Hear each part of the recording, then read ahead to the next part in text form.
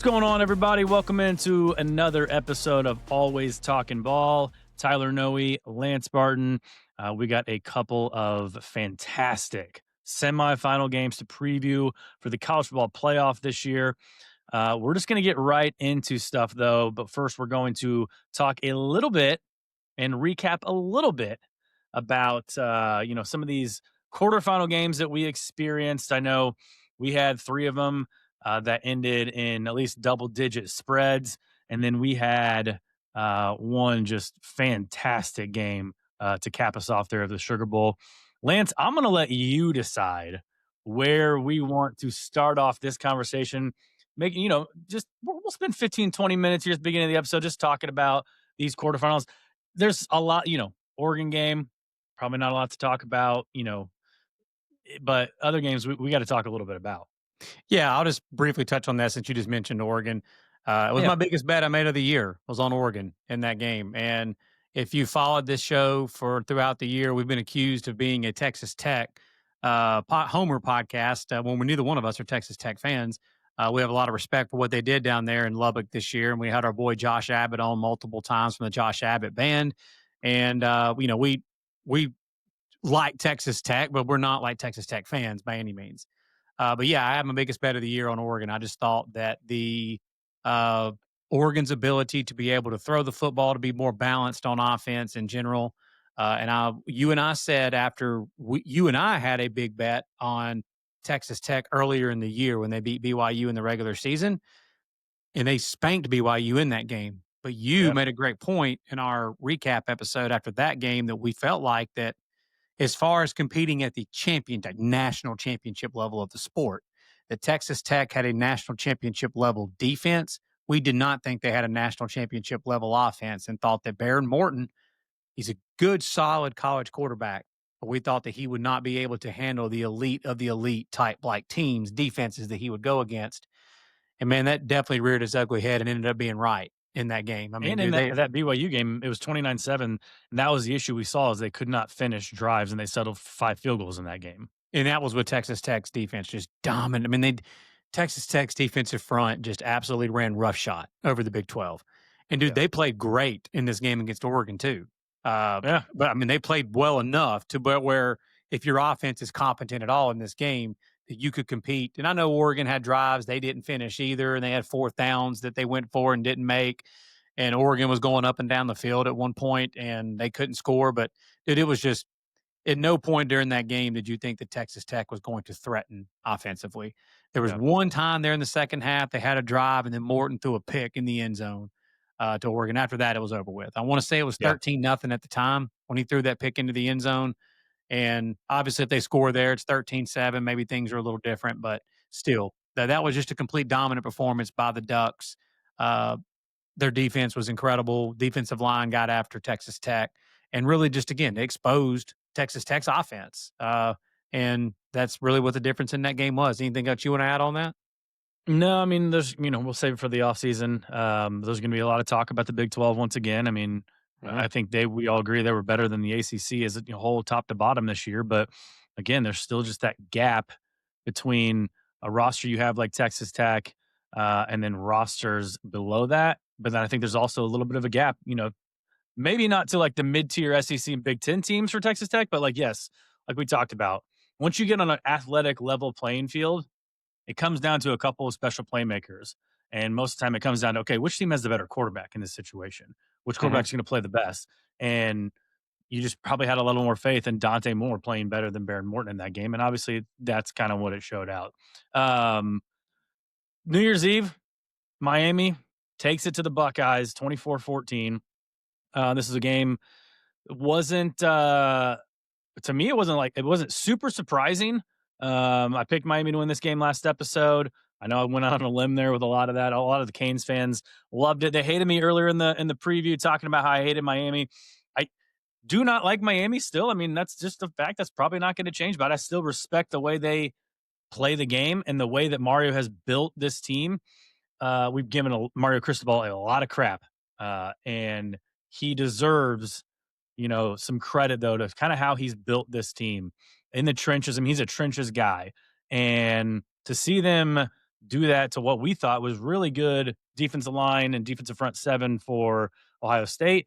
Offensive line a little lacking for Ohio State, but still to push them around and to take advantage of them, to make Julian Sane look incredibly uncomfortable, like he was seeing ghosts out there, to in the third and fourth quarter just be able to hand the ball to Mark Fletcher and have him just hammer dudes on the defensive side of the ball. I mean, very, very impressive. This is a game where we thought it might be on Carson Beck's shoulders. Could you trust Carson Beck, right?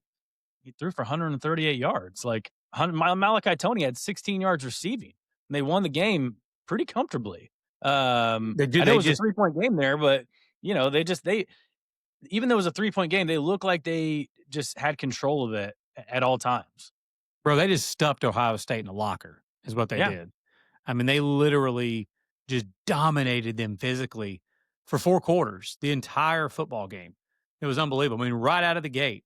I mean, Reuben Bain, dude, those offensive tackles for Ohio State, just they're having nightmares about Akeem Messidor and Reuben Bain. I mean, that defensive line overall in general, some of the film too that was shared on social media on certain plays, the all 22 tape showing how many white jerseys were just in the backfield on multiple plays. Just, I mean, that was really, that was the tell of the whole game. I mean, yeah, Miami's offensive line was taking it to Ohio State's defensive front and vice versa. Miami's defensive line controlled the game, dominated the game. And for all of those that we talked about this leading into the Texas A&M game, that Keontae Scott coming back from injury was a big deal for Miami. Dude, that guy is a baller. Transfer from Auburn. He is balled out in the game against A&M, and then he balled out again against Ohio State, obviously with that pick six that he had. But that dude is he's unbelievable. He's all over the damn field for Miami. He's making plays all over the field. He'll hit you in the secondary. That's just a violent football team, man. That's what Miami is. I mean, Cristobal said it best.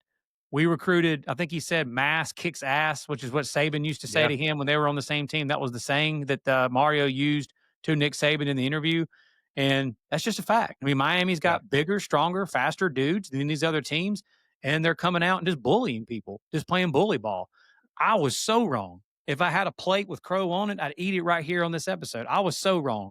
I did not think that I thought that Miami would, I said this on the episode, I thought Miami would hold their own physically at the line of scrimmage. I didn't think they would be able to dominate Ohio State at the line of scrimmage. And man, I was wrong. They flat out did.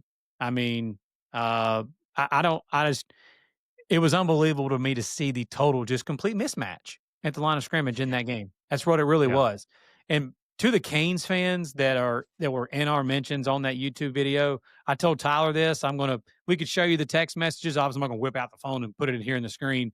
I texted Tyler and I said, man, I got total respect for Canes fans right now because you said you hated Miami. I was saying they're volatile assholes, but we both said we have total respect for the way they play football, how they play football, and think this team is legit and really good. Dude, I loved that Miami fans came in our comments and was like, yeah, I mean, we'll accept the villain role again. Yeah. We were the villains. I mean, growing up as a kid, the villain of college football were the Canes, were Miami. They're in the 90s and the early 2000s.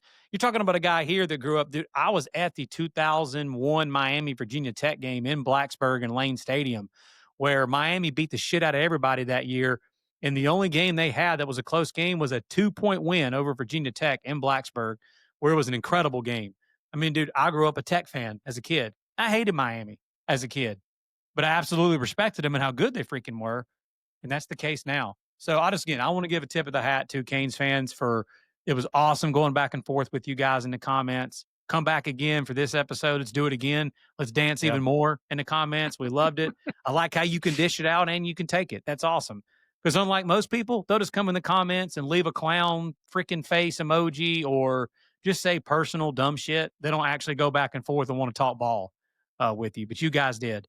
But hey, huge win over the Buckeyes. I mean, definitely that's the biggest win in Mario Cristobal's career.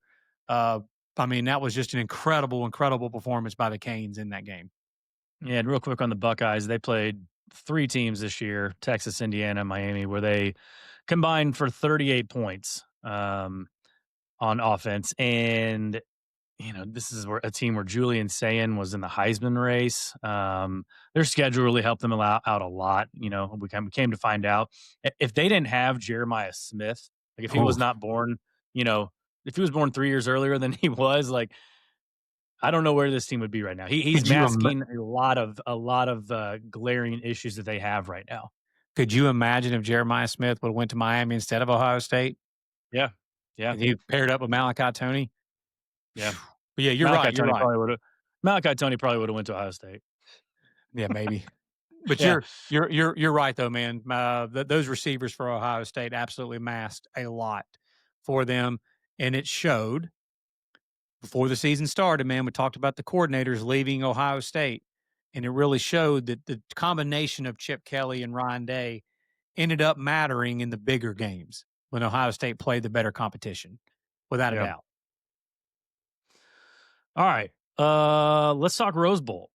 Because we'll Do we finish have off with the to? Sugar Bowl and we'll talk about that game. Yeah, we got to talk about the Rose Bowl just for a little bit. That was fun. Indiana 38, Alabama 3.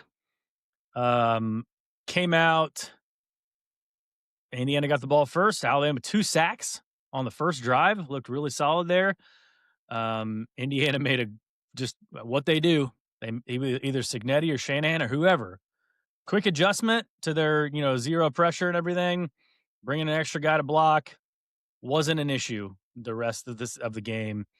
Mendoza was able to scramble just enough when it was. He's able to use his legs just enough. Um, it was another game too. I think he's done this 3 or 4 times where he has more touchdowns than incompletions in the game, and it's incredible. And also they bring in his brother at the end. I called that just getting Alberto'd. We get Alberto'd in the game. It's never a good sign. You're down by multiple scores. So all the credit obviously goes to Indiana. They really didn't have to he threw 3 touchdowns. Becker made a couple really nice plays. Cooper made a couple nice catches. Surratt made enough. They all had touchdowns. The running backs, are just so underrated, I think. Kalen Black and Roman Hemby. That's where it Offensive starts with him, line, bro. yeah, offensive line with Pat Coogan won the MVP.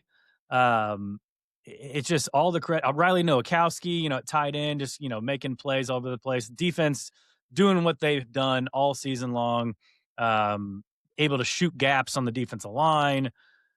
Defensive backs, yeah, playing really good in coverage, but also like hitting people.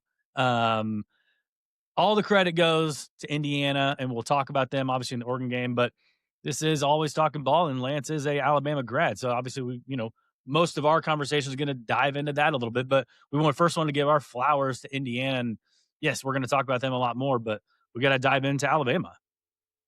Yeah, man. Again, in my fandom of my entire life, I'm 36 years old. I really could not remember the last time that Alabama just got absolutely dominated in every phase of the game, from the opening whistle basically until the end of the game. Where, like, again, Nick Saban's famous saying at Alabama for years was, "We're going to make," the exact words, "We're going to make their ass quit," was his mantra at Alabama.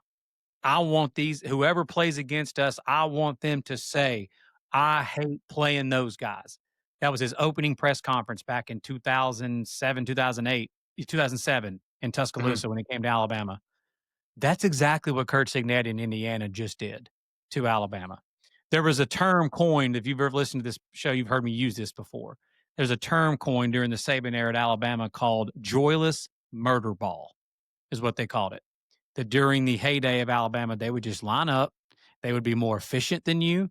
They would execute an extremely high level, and they would just absolutely dominate you physically from the opening whistle. And at the end of the game, to be sitting there in the fourth quarter, and it looked like the other team is literally looking up at the clock, just like almost like crying and begging, "Please, clock, run, run, get Not to." not only physical domination, but mental domination too. Yes, like you knew in that fourth quarter, you're like, "Please, like, ref, can we just get a running clock?" That's what happened in this game. I've never seen that before to Yeah, Alabama, and I'm an Alabama fan telling you this. Nothing but respect. Like, we had respect for Indiana going sure. into this game. We had respect for Indiana last year. I'll say it again. There's countless videos that we have all over our social medias of just absolutely glazing Indiana before the season started, going Yeah. into the season. And dude, the efficiency and the execution, the level of execution for Indiana as a football team is seriously, it's unbelievable, man. In this transfer portal era too, where teams just have dudes that are just 1 year rentals and you got coaches going every which way, Indiana's able to hold on to pretty much their entire staff. I think, as far as key staff members, Sinceri, I know, went to quarterbacks coach last year. Tito Sinceri, he went out to UCLA. But Yeah. overall, I mean, the main guys, Shanahan Jr. and Bryant Haynes and Signetti, are there.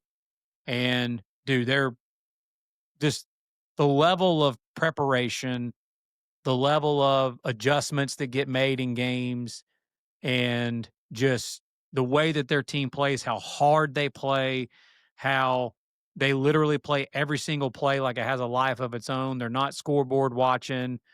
They just go out and they do their job every single play. Everybody's doing their job. That's what Indiana does, man. And that's what they did in this game. They never seem to get phased, and they just seem like just an emotionally strong team. And on the flip side, you've talked about it all year, and I think I heard Cube and Mac and those guys talking about it. Like on the other side of the ball was an emotionally weak team. Yeah, 100%, man. I mean, Alabama this year, there's multiple things. But the only thing you could say about this Alabama team is they were consistently inconsistent throughout the year and even in Yeah. games. Like they dominated Georgia in the first half in Athens and they don't score a point in the second half in Athens. I mean, the first quarter against Oklahoma looked like the worst team in college football, and they dominate the last three quarters. They were just Jekyll and Hyde all year. And that Jekyll and Hyde team went up against a team that is steady as a rock and just consistently does their job. They don't make mistakes, and they win the margins.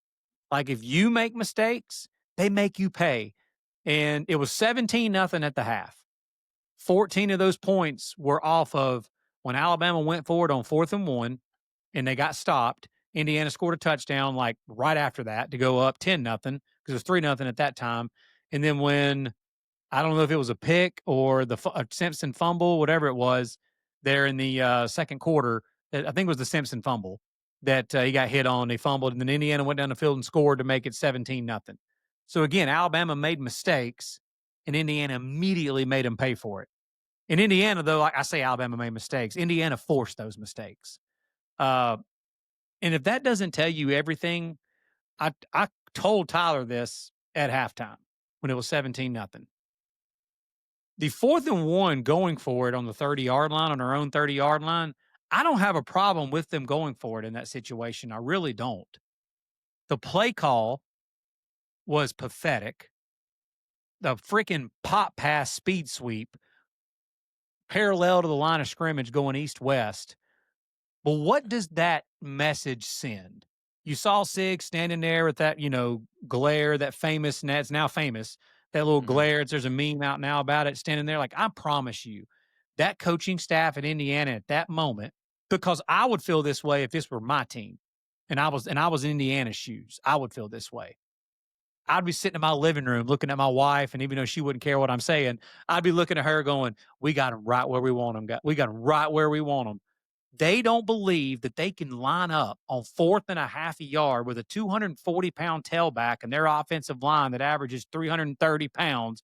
They don't believe that they can just turn around and hand the ball off and get a half a yard on us. They got to run some gimmick ass play where they run a pop pass to their wide receiver and run east and west, try to run a freaking trick play basically on 4th and 1/2 a yard on their own 30-yard line.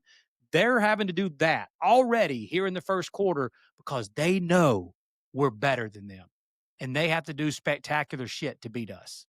Yep. That's what that message sent. Alabama sent the message right then and there that Indiana was more physical, more man, and could whip us at the line of scrimmage. That was the message that play sent. And you know what? They were right because the rest of that ball game, Indiana line up and kick their ass at the line of scrimmage all game long. So, as far as what's 50, next, 50 carries for 215 yards. yeah, dude. Yeah, 100%. I mean, again, incredible performance by Indiana. It was just there's nothing you could say about it.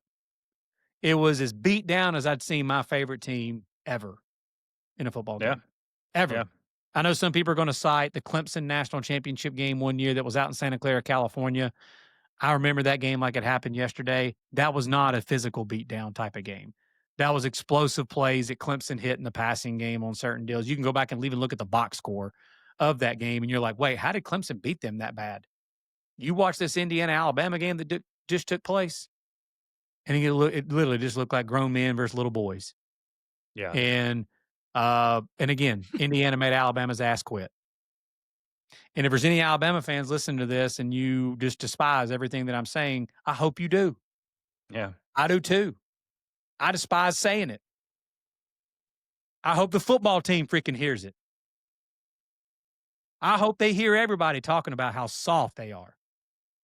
Because that's exactly what this team was this year in those types of games. Against Georgia in the SEC championship game, against Florida State to open the season, against Oklahoma at certain points during the game, and for 4 quarters against Indiana.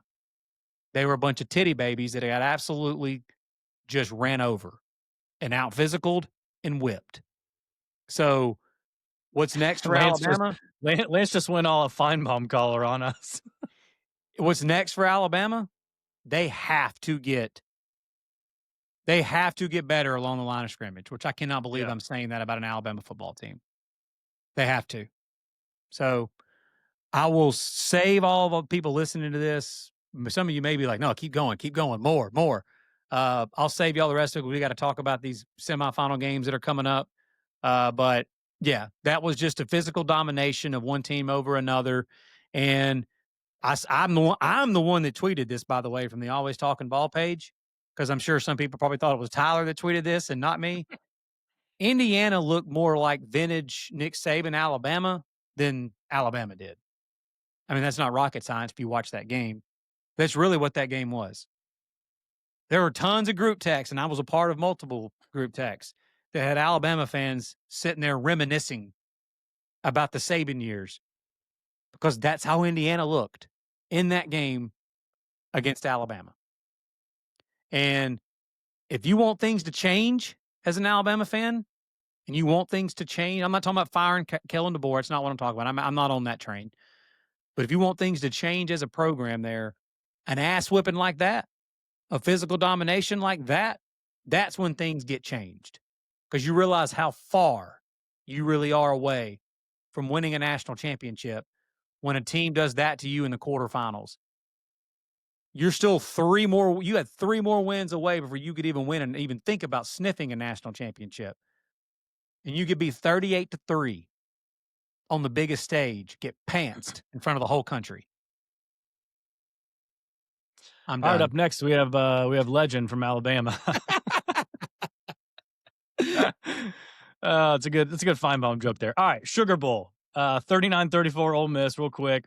One of the best games I watched all year long.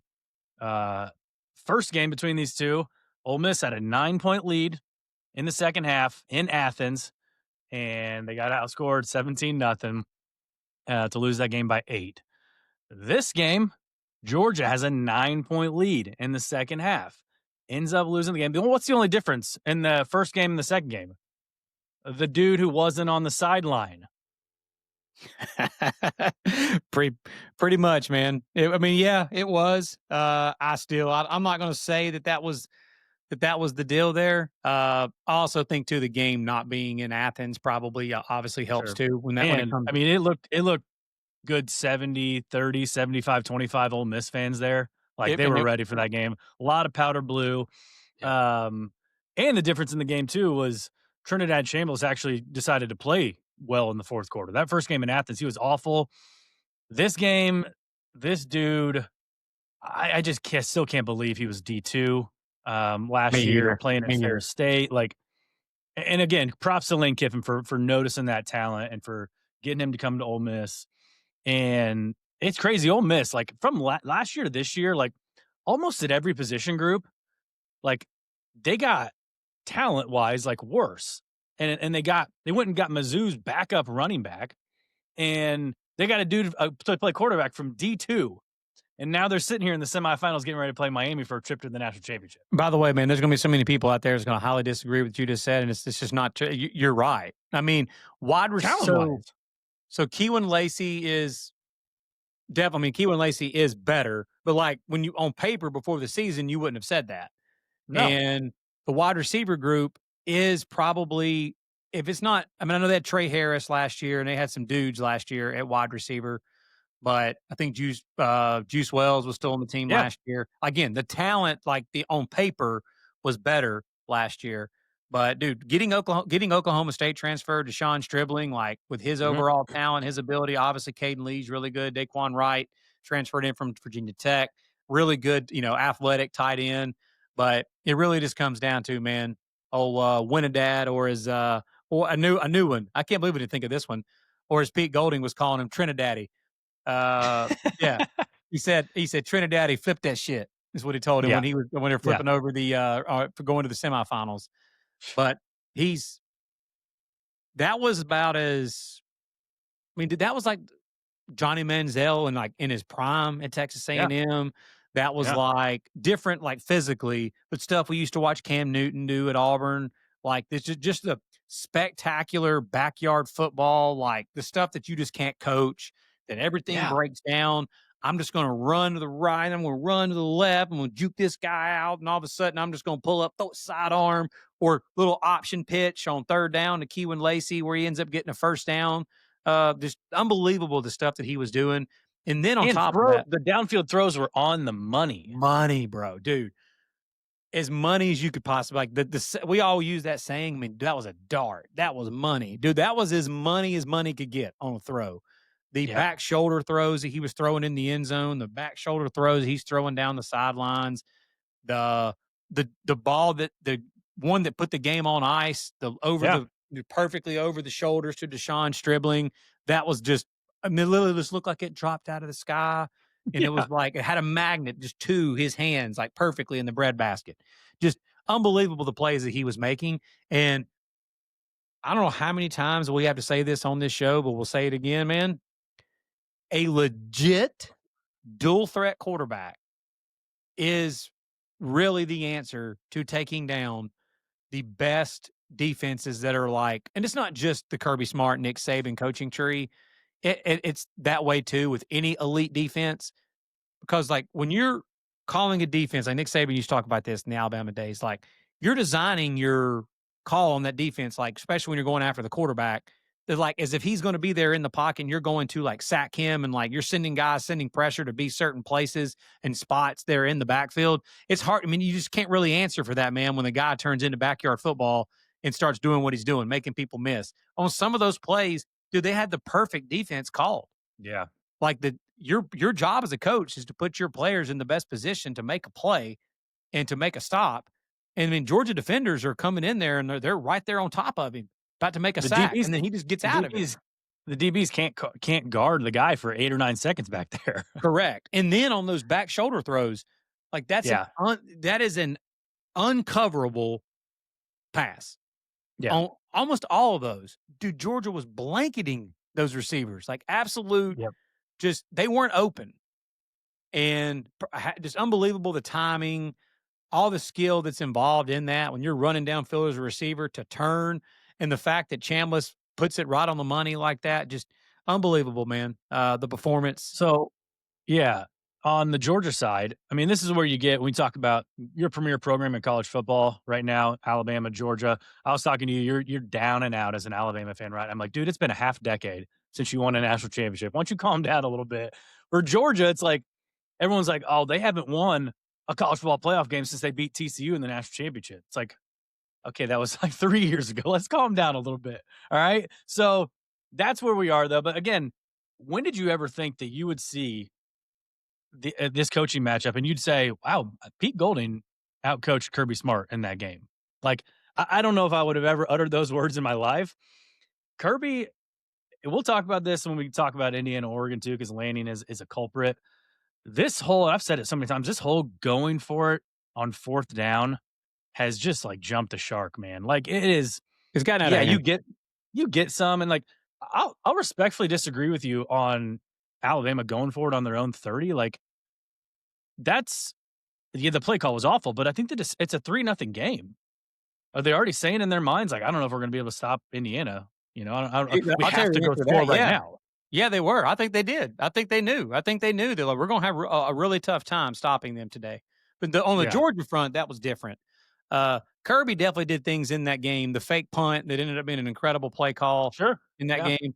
Kirby was doing things because, dude, he saw what Trinidad was doing yeah. offensively against him. Like he felt like that. Look, they're making plays right now at a really high clip against us.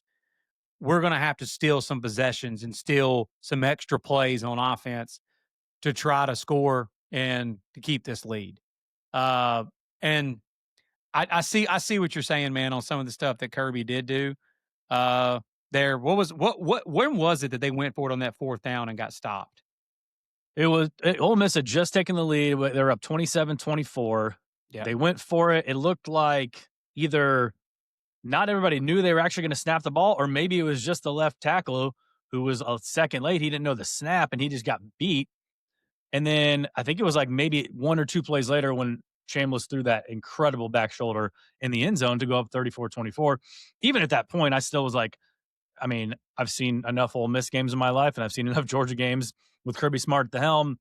They're going to make a game out of this. Like, I wouldn't be shocked if they went up 38-24, you're or you, 38-34. So, you're right. It was 9:31 to go in the fourth quarter. It was yeah, 27-24. yeah, 27-24, and they went for it on their own 33-yard line. yep. Yep. They and And I maybe if you punt that, maybe Chambliss does march all the way down the field and still go up 34-24. But um, I don't know, it's miscommunication on their part. Anyways, props to Ole Miss, though, right? Props to Ole Miss. I don't think anybody had them pegged as the last SEC team standing in this thing, no. especially from the Nobody very did. beginning of the season, obviously, but from the very beginning of the playoffs, I don't think anybody had them. I mean, we were always both of us were on Georgia last week. We were obviously proven wrong. Props to Pete Golding. Props to that coaching staff, whoever's going to be there for that game against Miami. Props to Chambliss and all those guys. Dude, your boy here made one of the Ole Miss hype videos for saying that I said my exact words in quote. I think Georgia's going to kick Ole Miss's ass. Boy, was I Yep. wrong. I was so Yep. wrong. Again, if I had some Yeah. crow, I'd eat it too. Right here. A lot of crow being eaten A in lot of these crow being eaten quarterfinals. today. All right. You want to talk about some semis? Let's do it, man. All right, let's talk about the Fiesta Bowl first. We got number 10 Miami facing off against number 6 Ole Miss. Miami's currently a 3.5 point favorite in this game. Total set at like 52 in the game. It'll be played out in Glendale, controlled temperature, all that good stuff. Inside, a long ways away from Miami and a long way away from Oxford. So a lot of traveling there for the fans. Miami obviously flying all the way west too. So we'll see how that affects them. But right now, Mario's got the team rolling, man. Like it says a lot too that they're over a field goal favorite in this game with the way they're playing, the way the odds makers respect them too. Um, when I watched that Ole Miss Georgia game, especially in the second half, I thought, I don't understand why Georgia just doesn't keep running the ball with Nate Frazier at those guys, at Eccles, at the guy Franklin, those guys in the center there. Why is Georgia not continuing to run the ball? Because every time they did, they got 7-8 yards a pop. To me, I think that's where Miami. We've seen it against A&M. We saw it against Ohio State. They're gonna run the ball. Like they are a running team now. They got Carson Beck in the transfer portal about a year ago, and everyone said, "Oh, they're going to toss it around the yard." They have when they've been able to, but when they get up against these physical teams, um, it just would shock me if Miami's not able to run the ball against that Ole Miss front. I agree. I'm with you. I think we know what Miami's going to do in this game, and as well as they should do. They should line up with that physical offensive line and with that physical, just freak specimen, Mark Fletcher, and run right at them until they stop it. And if they don't stop it, then it just again the meme more, just over and over and Yeah, over again until Ole Miss can do something about it. The best way to obviously keep Ole Miss from doing all the exciting things that Trinidad Chambliss did against Georgia in that Sugar Bowl, the best medicine for that is to keep him on the sidelines and to keep that Ole Miss offense and all those weapons that they have on offense on the sidelines and run the football, control the clock, dominate the time of possession, and let Carson Beck work off of the play action with that talented wide receiver room that Miami has. And that'll obviously open more things up in the passing game if Ole Miss has to commit a lot more hats in the box to be able to stop the run. But I'm with you, man. I mean, Georgia earlier this year in Athens, they ran all over Ole Miss in that game. And like you said, they just didn't stick with it against Ole Yeah. Miss for whatever reason in the Sugar Bowl. But again, hats off to Ole Miss for finding ways to get stops like they did in that game. And obviously, the offense just was unbelievable against Georgia in that matchup. And but yeah, I mean, as far as the Miami offense is concerned, that I mean, Mario Cristobal and that Miami team need to pound the football, run the rock, control the clock, keep the Ole Miss offense on the sidelines. Uh, my question to you is: do you think that? I mean, obviously, I'm thinking if you're Ole Miss, you do have to commit extra bodies to the box, and you're trying your best to make Miami put it in the air and just hope that your DBs can win some of those battles on the outside. But again, Miami's got really talented wide receivers, man. And Malachi Tony and CJ Daniels and that crew. I mean, they're very talented. And we know if Carson Beck like gets in a rhythm, dude, I loved Miami's game plan against Ohio State. I mean, Shannon Dawson was really working the quick passing game and wasn't allowing the Ohio State pass rush to ever get going, but getting the ball out of Carson Beck's hands really quick. And he was getting in a rhythm, getting some confidence, and getting the ball quickly to those Miami receivers. And for whatever reason, Ohio State was giving him some cushion.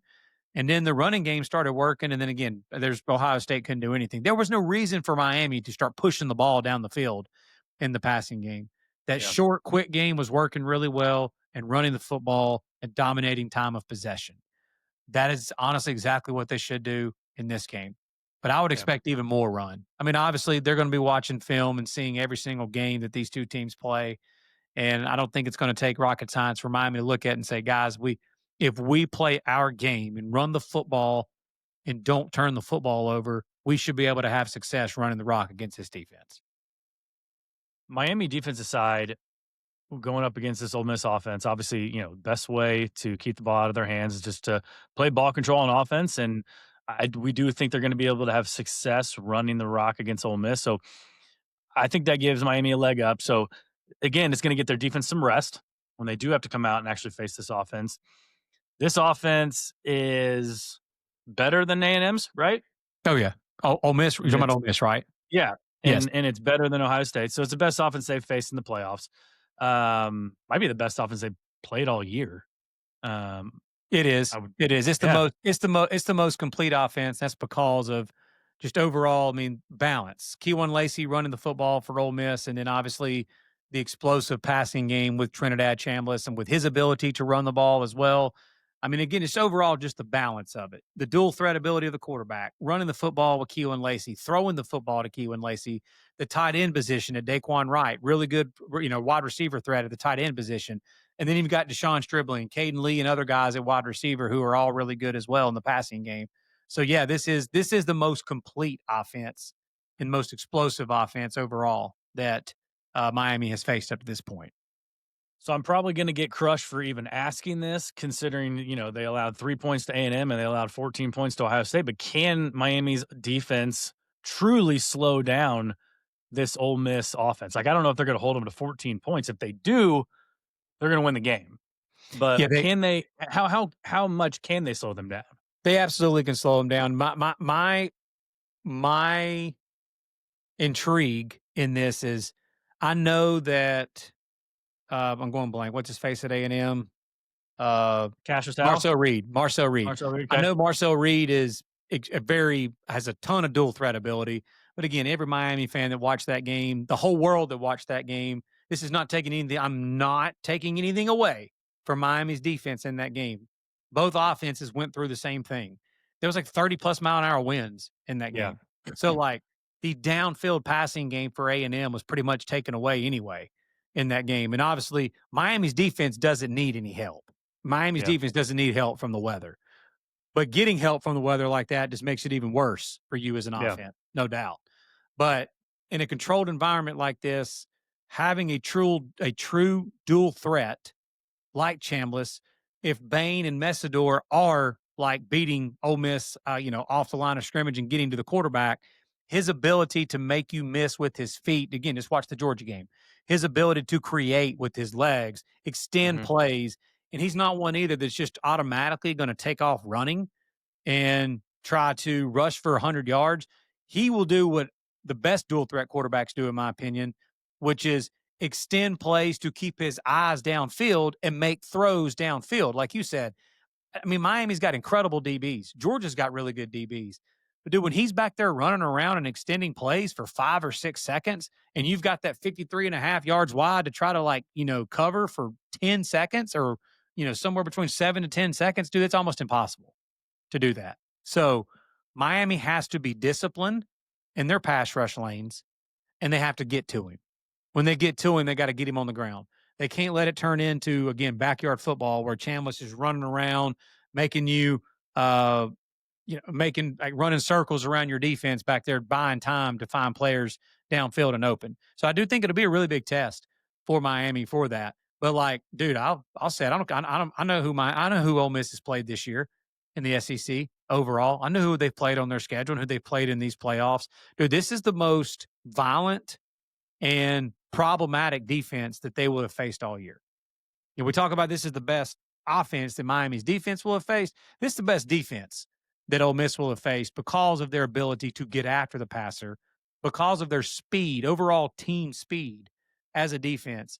Like, dude, that jumps off the page with me. How violent they are and how physical they are for Miami jumps off the page. But dude, how fast they are, like how they run in the secondary with the opposing team's wide receivers. How when they get their hands on you and there is no like a bunch of broken tackles being had against that defense. They hit you and you go down. They wrap up and you go down right there on the spot. So Ole They Miss seem does to a really good. be able to get a lot of pressure with just 4 too. Like, Correct. their defensive line can get a lot of pressure. Now I know that, Ohio State's offensive line was a little underwhelming. How often do you think, uh, Ole Miss or, Miami puts a spy on Chambliss? I mean, I think they're going to have to. I would imagine that they'll have to because if I'm Miami, the number one thing that I'm most worried about is Chambliss's legs and his ability to extend plays, extend drives. I mean, you got him 3rd and 5, 3rd and 6. Ruben Bain and Messidor and that crew is used to teeing off on the quarterbacks, and they're winning most of those matchups. Ruben Bain and Messidor could do everything right. Just beat those tackles off the punch and just beat him to the quarterback. And all of a sudden, Chambliss spins out and then he runs for 10 yards for a first down.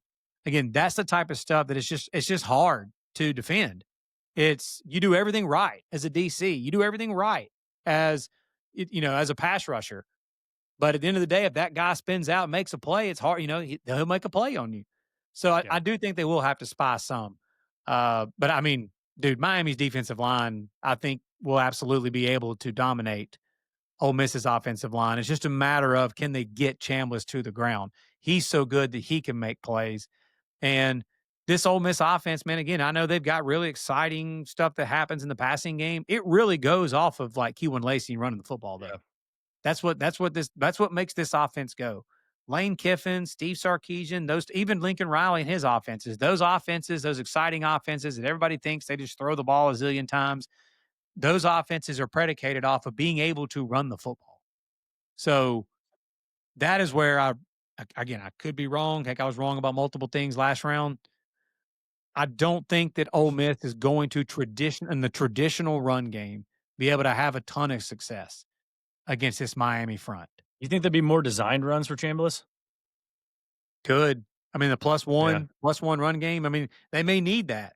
They may honestly need a +1 to be able to get another extra hat on somebody along that Miami defensive front because they're so good along that front. Yeah.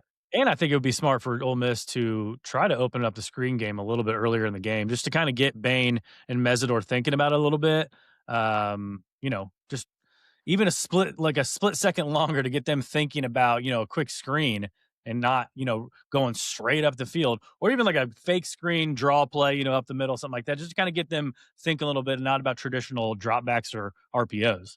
I'm glad we haven't moved on yet to the Miami offense because I think the number one thing that Ole Miss needs to do offensively, they got to run tempo, bro. And like Ole Miss does run a lot of tempo. I mean, they do a lot of that, but they need to go at warp speed on offense and try to tire out those pass rushers for Miami. At the end of the second quarter, Ohio State went in the 2-minute offense, and that was really the Hmm. only time that they had like a really good rhythm and a lot of success offensively is they were running tempo. And we were texting about it, me and you and Freddie, a bunch of us were texting about it, talking about how Ohio State needed to go more tempo in the second half.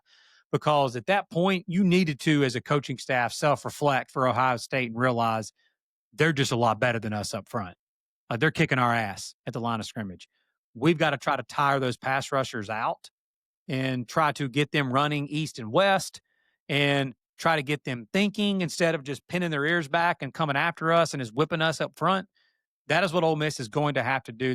Ole Miss needs to run tempo. They need to run a lot of stuff on the perimeter, try to get Miami running east and west along that line of scrimmage, and maybe, huge maybe, that you can get Messador and Bain and some of those guys tired, get their hands on those hips. The more plays you run, the more times that they're running plays. All of a sudden, you look up, Ole Miss has got 60 plus plays in the game. In that fourth quarter, it's still a close game, and Miami's defense is tired. That is where you can have success offensively if you're Ole Miss, but you got to be able to sustain drives if you're going to do that. It's tough ass So you, against this Miami D. yeah, so you got me thinking, and this will transition to Miami's offense real quick. Is the one game we saw a team do that to Miami was SMU, and Mm. what did Miami do that game? They tried to slow it down. Yep. They knew they had the athletic advantage against SMU. They should have been the team trying to go against SMU, and it backfired on them. They lost that game in overtime. So will Mario Cristobal, and because we talked about it at the beginning of the preview, we think they should be able to pound the clock and keep Chambliss. But again, that kind of goes against what we're saying. Is like, no, when you have an athletic advantage or it's comparable athletic, the gut for us is to say like they should continue to go get the ball to Keelan Marion, get the ball to Malachi Tony, get the ball to the CJ Daniels, those guys. Like I don't know, it's tricky the way they play this. Dude, it is a complete contrast of styles. We always talk about this. Styles make fights. One team in Ole Miss needs to turn this into basketball on turf. Yeah, They need to try to turn this into a shootout. They need to turn this into what that fourth quarter turned into against Georgia, what that second half turned into against Georgia. Just excitement, basketball on turf, slinging the ball all over the place, just playmakers making plays on offense, running at just warp speed tempo. But on the other side of it, Miami, to combat that, like you said, needs to run the football. They don't need to snap the ball unless there's within 10 seconds left on the play clock. Every single play, just line up and play bully ball. And they've got plenty of players on the perimeter that are great athletes that can make plays for Miami on offense and can also make explosive plays. It's not what I'm saying, but Ole Miss needs to try to get Miami out of we're just going to line up and play bully ball. Because, like, Miami's going to win that if they do that. yeah, Just like Georgia would. Georgia would win that matchup against Ole Miss. That's why Ole Miss does not want to play that game with Georgia. They wanted to turn it into what they turned it into, and that game turned into an Ole Miss type of style game that they wanted in that second half in the Sugar Bowl. That's exactly what Ole Miss wants this game to turn into. But like you said, if Miami is running the football and they're having a ton of success and Ole Miss can't stop it and it's keeping Ole Miss on the sidelines, it's going to be really hard for Ole Miss to turn it into that style of game like we're talking about. I think you are going to see Malachi Tony have more than 16 yards receiving in this game. 100%. I think he will. I think he will be able to bust one. I mean, I look for their wide receivers to have really good games. I don't know, man. I'm gonna let you take the first crack at it on game picks here. I'm going to roll with Miami in this one, man. I'm going to roll with the team that's the best at the line of scrimmage. It's the most physical team in this matchup. And this is not me doubting Ole Miss. This is not me, like I said last game, I said Georgia is going to kick Ole Miss's ass. I was wrong, way wrong. on that. That is not me saying that in this game. I doubted Ole Miss last game. I'm not doubting them this game. This is not a shot at Ole Miss. You got to pick one team or the other. I just think Miami's ability to dominate the line of scrimmage eventually will take over in this game. Uh, I don't think that Ole Miss is going to be able to stop Miami's running game. If they do, they obviously will win this game. It's an awesome contrast to styles like we just talked about. I just think the best medicine to be able to take down Ole Miss and this exciting offense that they have is you need to be able to run the football. You need to be able to control the clock, and you've got to be able to dominate the line of scrimmage. And obviously, Miami can do that better than anyone in this tournament. And so I'm going to take Miami in this game. I think Mark Fletcher is going to be able to run the ball and have success running the football. I think Miami's defensive front is going to have a ton of success as well. Obviously, I do think Chambliss and Ole Miss's offense will be able to make some plays. Carson Beck, he just needs to turn around and put the ball in Mark Fletcher's belly and either hand it to him or pull it out and use the play action game and do exactly what they did against Ohio State. Get him in a rhythm, work that short intermediate passing game, get him confident. And then once you're able to run the football over and over and over again and you're controlling the line of scrimmage, then start to hit some shot plays down the field. But Miami just needs to continue to be who they are in this game. Be rough, be rugged, be bullies, and try to play bully ball, and I think they'll be able to have success. I think they'll win this game. I think it'll be a really good football game. I think Miami's going to win somewhere around a touchdown, touchdown to somewhere between a touchdown and 10 points in this game. We might as well be a Miami podcast now, right? I mean, we love Miami here on this podcast. I'm going to take the Canes as well in this game. No going opposite from you here. I'm going to take Miami 31-23. I think that, I think Ole Miss is going to be able to score on them a little bit more. At least they should be able to score on them a little bit more than Ohio State and Texas A&M. But I think Miami just continues to make plays. They continue to prove all the doubters wrong that said they shouldn't be in this playoff, all that good stuff. I just think, there's something about this team, something about, obviously 7 times out of 8 in the past, 2 playoffs in the quarterfinals, more physical team has won. Yes, Ole Miss was the less physical team in that game. If they can duplicate that game, they'll have a really, really good shot at beating Miami. I just think it's going to be tough to duplicate that game 2 times in a row. I think Miami, Corey Heatherman, one of the guys off the Kurt Signetti coaching tree, is going to be able to dial up some stuff for Ole Miss for that offense. Again, we kind of teased it at the beginning. We don't even know how many coaches at Ole Miss are going to be there. We know Charlie Weiss Jr. is going to be there. Sounds like Kevin Smith's going to be there. Probably, we're talking about this, probably all the coaches will show up, right? I mean, it's their job right now. They've already committed to it. So we'll see what happens. But I'm going to take Miami to win this game as well. So shout out to all of you Miami fans out there. Yeah, come back to the YouTube comments. That was fun last week. Let's do it again. Let's dance. Let's dance more in the YouTube comments together.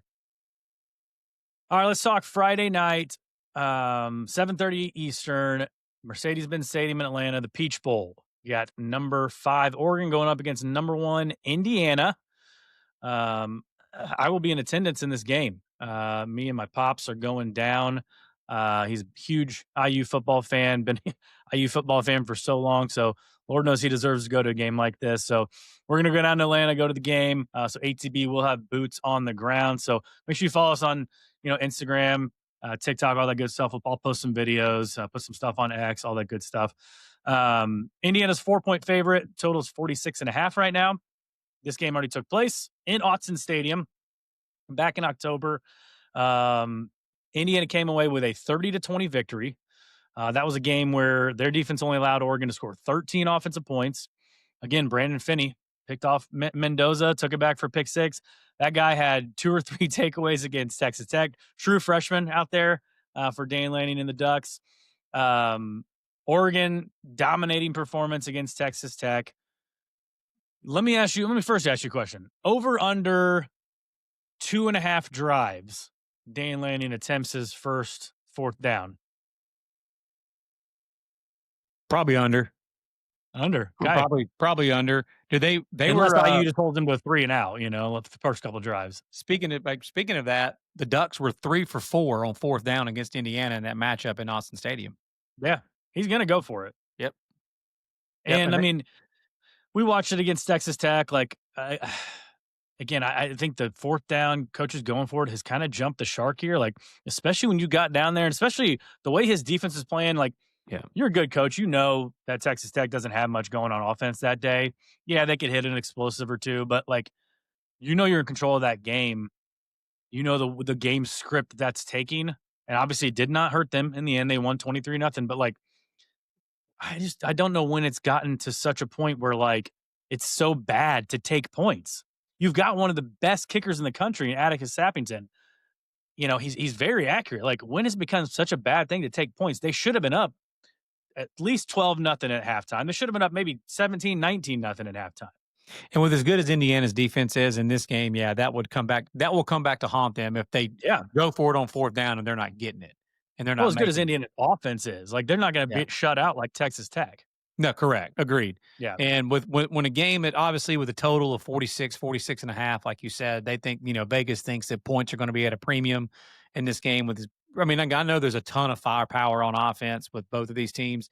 That just tells you how good these two defenses really are when a total is set at 46 and a half, when Oregon's got Dante Moore and that stable of backs that they've got, solid offensive line, all those explosive playmakers at receiver and Kenyon Sadiq at tight end, and all those playmakers that Indiana has at wide receiver with Omar Cooper Jr. and Elijah Surratt and freaking Charlie Becker, and both of those tailback, Kalen Black and Roman Hemby, the Heisman Trophy winner at quarterback, and a total set at 46 and a half. Yeah. There's no bad weather because it's in a dome, in an indoor environment. So that's the type of respect that these defenses are garnering in this game. I mean, we got to talk about that. Since this is a rematch, we have seen these two teams play before. Both you and I watched every snap of that game back when it happened live, way back when. And, I went back and I actually watched a little bit of it. I went also too and took a dive into each drive chart for each team, not just box score. And I was looking at the actual drives themselves. And obviously, Indiana holding Oregon to only one offensive touchdown the entire game was incredible with how good Oregon's offense is. But I was trying to figure out where was the biggest discrepancy in this game to where they won this game. And I'll start with this. In the second half, Oregon on offense ran 27 plays, and they had a total of 64 yards in an entire half of football, and they threw 2 interceptions in that second half against Indiana. That was where the game was won. Indiana dominated the second half, and Oregon couldn't do anything offensively. Indiana had 6 sacks in the game and 8 tackles for a loss. So again, Indiana was being very problematic, causing a lot of negative plays and getting Oregon behind the chains, getting Oregon behind schedule on offense. That's the reason why you have 27 plays for 64 yards in a half. But Oregon did have success running the ball with their tailbacks. They just didn't stick with it. I mean, 4 running backs for Oregon average combined, they averaged about 5.5 yards a carry on total of 19 carries. But notice what I just said. 4 combined 19. tailbacks only had 19 carries. Yeah. So again, I think Oregon is going to try. Obviously, since that game, Oregon has been extreme. We talked about Oregon going into the James Madison game, how balanced they are on offense. These two teams are among 2 of the most balanced teams in college football on offense, the way they run the ball and the way they throw the ball. And they both really what really gets their offense going, both of these teams, is the ability to be able to run the football and trying to control the games with their offensive lines. And Oregon was not able to do that overall, though, again, with the 6 sacks they gave up and the 8 tackles for a loss that Indiana had. Indiana's defensive front pretty much controlled that game, the last game. Indiana didn't really do anything special running the football themselves. I mean, Mendoza extended drives with his legs. I was looking at the drive charts, Tyler, and there were multiple drives, 3rd down and 3, 3rd and 4, where Mendoza took off running for 13 or 14 yards to get first downs, to extend drives. Roman Hemby, he had 2 touchdowns in the game. Both of them were when they got into the red zone. So again, there's your point when you're talking about the games like this where 2 teams that are just both very freaking good. The lines, 3 or 4 points, the little things, the margins, are what makes the difference. And in that last game, Dante Moore threw 2 picks in the second half. I know Mendoza threw that pick 6 as well. But Indiana cashed in when they got into the red zone. Hemby had the 2 rushing touchdowns in the red zone, and they created a bunch of negative plays and got Oregon Yeah. behind the sticks. That's really what won the game. And as far as like playmakers and the best players for these teams, I mean, really only one player went completely off in that game combined from both teams, and that was Elijah Surratt. 8 Yeah. catches for over 120 yards. Had that touchdown catch that was the go-ahead touchdown late in that fourth quarter, about 6 minutes to go. And I think what you take away from that matchup and this matchup, if you're Oregon, you've got to try to find a way to flip the play at the line of scrimmage with your offense.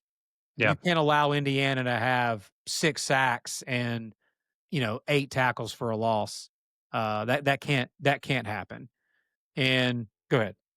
Yeah, I mean, I think it's going to bode well for Oregon if they try to run the ball because I mean, I don't know if you were getting texts and tweets and you could tell on the TV at the Rose Bowl there's probably 80 to 90% Indiana fans there, Yep. and it's going to be that if not more in Atlanta. It's going to seem like an Atlanta, Indiana. It's going to seem like an Indiana home game. yeah, Atlanta's one of the biggest hubs for Indiana alumni in the entire country. Oregon just flew to Miami to play Texas Tech. They flew back to Eugene. Now they're flying back to Atlanta. If they happen to win this game, they go back home, then they go back to Miami. 3 East Coast road trips in a Yep. row. It's tough. The fans aren't all going to make that. They're not going to go to this game. They're going to wait out. Okay, if we can win this game, we might go to Miami, see them Yep. play in the national championship. So it's going to be a home game. And what do you do when you're on the road? You try to quiet the crowd, try to take them out of the game by running the ball, continuing to roll that clock, keep that IU offense off the field, see if you can get that defense for Indiana to have enough plays in the first half to where late in the third quarter and in the fourth quarter, you can start leaning on them a little bit. Yeah, and I know that Oregon's had some wide receivers, some big time explosive playmakers like Gary Bryant Jr. and DeCorian Moore, who've been out here in the latter part of the year, and they got them back against Texas Tech in that game. And again, they didn't really have to do a ton offensively just because of how much Oregon dominated Texas Tech in that game with their defense. But Gary Bryant Jr. and DeCorian Moore did play in this first matchup against Indiana earlier in the year. So again, this is all hands on deck for both teams. Obviously, Stephen Daly, him being out, getting hurt at the end of that Big Ten for that celebration, the awesome defensive lineman for Indiana, but it didn't look like they needed him against Alabama in that game. You wondered, does something like that rear its ugly head in this game? I have no idea. That's just something to watch. If Oregon Yeah, starts they might get affected. They might get affected a little bit more, on that front, just because Oregon can run the ball so much better than Alabama. But like yeah, Mario Landino came in, and he was kind of the guy they talked about who was going to be in place of Stephen Daly, who, funnily enough, he was behind Kellen Wyatt at the beginning of the season. Kellen Wyatt went out, so they're on like their third, D tackle there. And Landino, I mean, he was on my screen a ton that game, playing really well. So it's just another two where obviously we talked ad nauseum about Kurt Signetti, and then he's had Mike Shanahan Jr. and Brian Haynes with him for a long time. And Will Stein and Tosh Lupoy are both going on to Kentucky and Cal, take yep. head coaching jobs. Obviously, it hasn't really affected them too much. They blasted JMU. They beat Texas Tech by 23. Will it continue to catch up as the portal is now open? Portal's been open for 2 Okay, days well, now. You've kind of got to really play both sides. Okay, Kentucky's been in the news a lot. Getting Sam Levitt to come there, getting CJ Baxter to take a visit. All these guys taking visits. Who do you think they're visiting with? Who do you think they're talking to? yeah, They're they talking to said Will Stein. Yeah, they said the other day yesterday on 3, they tweeted that Sam Levitt was in Lexington watching film for hours with Will Stein. And well, obviously that's Oregon's offensive coordinator that is supposed to be calling plays for this game coming up. I do agree with you on that, man. You had 2 weeks between JMU and Yeah. the game against Texas Tech in the Orange Bowl. This week you only have 1 week to prepare, and you've got the transfer portal open. That both of these coaches are trying to build their rosters through the transfer portal at their respective programs that they're now the head coaches for at Cal and Kentucky, and they're also trying to juggle calling plays and game planning for the best team in the country, who's the best at executing and the most efficient team in college football in Indiana. So that's going to, dude, look, Oregon fans that just heard us say that and you're sitting there getting mad or angry like this. Okay, just think about this for a second. Your offensive coordinator and your defensive coordinator is literally at other programs trying to build a roster for a different team. don't tell me that they are as 100% locked in and as focused as they would be any other time. Yeah. That's just not true. We'd be saying the same thing if Mike Shanahan or Brian Haynes were head coaches somewhere else and the transfer portal was open, and we're getting these reports that Mike Shanahan's sitting there at Kentucky right now watching film with maybe his soon to be quarterback at Kentucky if he was named the head coach at Yeah. Kentucky. So, Yeah. yeah, it's just that's tough. This is where we are with the college football Well, calendar. That's first time not around, these two teams had 2 weeks each to prepare. They each had a bye week before Yep. they played each other. So they each had 2 weeks to prepare. It was a well fought game, well played out game. So yeah, like you said, 1 week for both teams, so it's equal, but like Shanahan and Haynes are locked in. Like Yeah. I can guarantee you all those coaches in that facility are locked in. They've got to travel down to Atlanta, which is a quick hour-long flight charter wise. Will Stein, I mean, if he's been in Lexington, he's got to fly back to you. I mean, I'm telling you that stuff catches up with you. Okay. Like 100%. Yeah. it's just not going to be the same as it was. And Oregon may come out sharp as attacked and look awesome, Yeah. and we can all after the game talk about like, dude, what an incredible job by Tosh Lupoy and Dan Lanning and Will Stein and that staff from juggling all of this stuff with the transfer portal with other programs and trying to game plan for this game against that wagon that is Indiana. Like that, but like right now, we don't know that yet. All we do know is what they're doing in regards to trying to juggle two jobs at once in the most hectic era in college football history during the Yeah. middle of the only week that we have a transfer portal window of an entire year. I mean, I Yeah. don't wish that upon any of these coaches, man. So if we get back to the game, that kind of touches on my point. Like we looked at that Texas Tech game, and Mhm. both those coaches are going different places. They've had split duties. Tosh Lupoy looked just fine. I know he was going against Texas Tech's offense and Baron Morton, and we talked about them earlier, but he looked just fine. The splitting duties didn't hurt him at all. Oregon's offense, I know they were going against a really good Texas Tech defense, but they did look a little skittish. I mean, they're what 6 points by halftime, 6-0. Yeah. And I know they lost a couple fourth down conversions in territory and had a couple turnovers, whatever.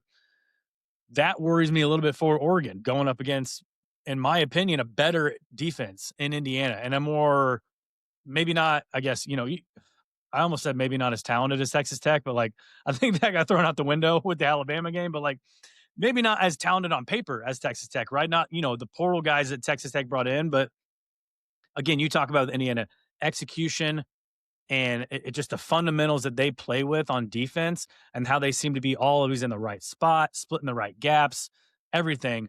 That worries me for that Oregon offense. And again, first game, 13 points against this Indiana defense at home in a raucous environment. What are you going to do now in a neutral environment in Atlanta?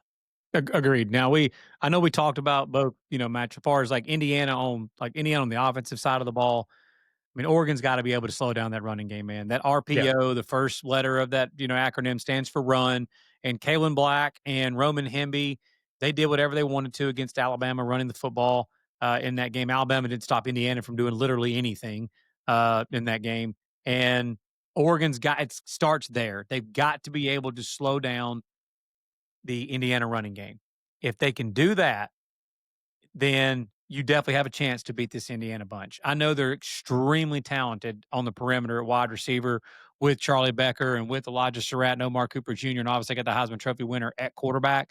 But if you're not able to run the football, then it kind of you're able to on that game when Mendoza puts it in the running back's belly and then he's reading that first read. If you're not able to run the football, that's going to be very problematic for the Indiana offense. I mean, you go back and look at the games this year that Indiana did struggle a little bit offensively. They didn't have as much success running the football. And that was not necessarily a problem with Indiana. It was just they were playing really good rush defenses in those games. And I think that again, Oregon's defense is really good up front. So if you're Indiana on offense, that's where it starts. You got to be able to run the football. If you can do that, they're going to win this game. If Oregon can slow down Indiana's running game, they'll have every bit of a chance to win this game. But that's where it starts. You got a game pick for us? I do. I'm taking Indiana in this game, bro. I'm taking that Indiana wagon. I think that Indiana's Oregon, we know they run more like plays parallel to the line of scrimmage, like quick screens onto the wide receivers outside, screens overall in general in the passing game. They want to run the football with that stable of backs. And Indiana's just so good, man, at the line of scrimmage that I don't know that Oregon's going to be able to have enough success doing that. Oregon to win this game, they obviously need to be able to run the football, but Dante Moore needs to be like he needs to be, as the kids say, him in this game is what he needs to do. And we saw last game against this bunch where Indiana had 6 sacks.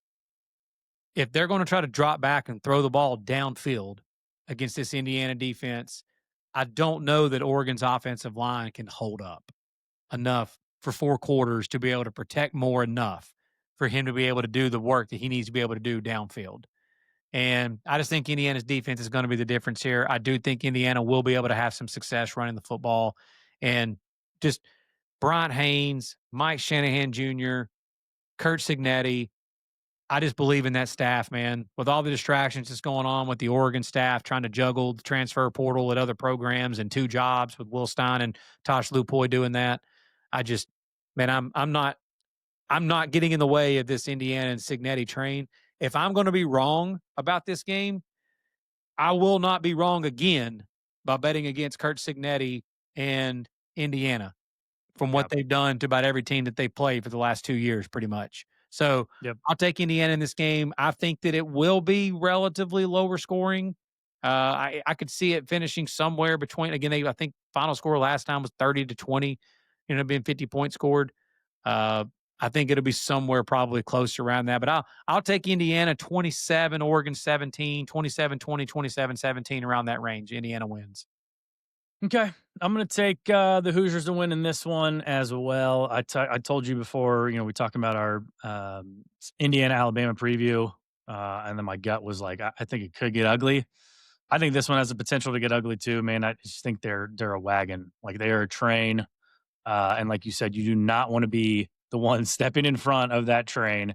Um, I just think I know Oregon's played well. They're a different team than they were last year, but they went up against Ohio State last year in the playoffs. It was not pretty. I'm going to take Indiana to win this game. I'm going to say 34-16. I think they more than double them up. I think also, 50 points scored in that game too. So, which again, for us here at ATB, we're in lockstep. That would put us at Indiana versus Miami for the national championship down in Miami, which would be a fun game, which would also mean this would be the 3rd straight year, and it's probably like an ATB curse or something, but the 3rd straight year that there would not be an SEC team in the national championship. Hey, nobody to blame but themselves, man. If they want to keep pounding their And chest, Paul like Finebaum. yeah, if they want to keep pounding their chest like they're the best conference in college football, they need to start winning some bowl games. They need to start winning some of these big time matchups in the playoffs.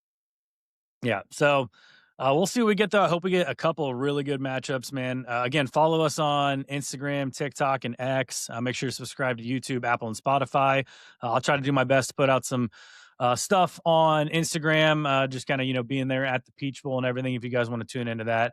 Lance will put out some videos later this week. Just kind of predictions. Comment with us, man. Like, we love talking to you guys. We love the Canes fans coming at us. Like, I'm sure there'll be Ole Miss fans. I'm sure there'll be Oregon fans coming at us, saying how stupid we are, how wrong we are. It's all part of the game. It's all part of the fun that we love to do. We love to talk ball. So, again, for Lance Barton, I'm Tyler Noe. Take care. Have a great rest of your day, and we will see you next time.